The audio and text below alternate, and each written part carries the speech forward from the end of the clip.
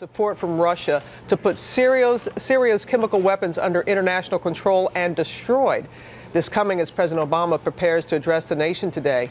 ABC's Jonathan Karl has the latest now from Washington. Good morning, John.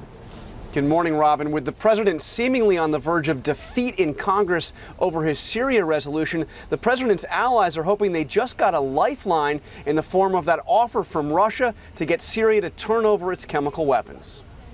Even as the president prepares to address the nation tonight in a series of interviews Monday, including with ABC's Diane Sawyer, he opened the door to avoiding a strike. If Bashar al-Assad yields control of his chemical weapons to international authority, is military strike on pause? Absolutely, if in fact that happened. If we can resolve this without military conflict, that is my great preference. The White House is promising to pursue Russia's offer to broker a deal with Syria, but President Obama is still trying to convince Congress to give him the authority to launch a military strike. My hope is that by people understanding what's at stake and the limited but significant tools we can to address it, that they'll be supportive. The threat of force, the White House says, is absolutely essential to getting anything from Syria. You're not going to start bombing Syria while you're negotiating with the Russians, are you? In terms of military action, we are obviously engaged with Congress at this point.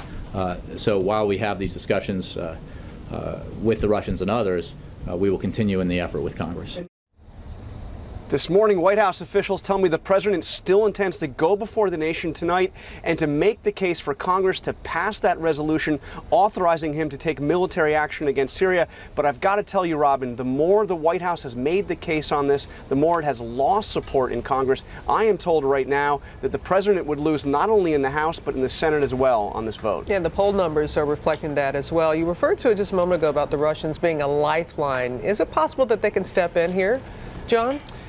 It's possible, but I got to tell you, there is a lot of skepticism here. In another interview, the president said that he was taking the Russian offer with a grain of salt. So yes, a possibility, but not an overabundance of hope in this proposal right now. Yeah. All right, John. Thanks so much.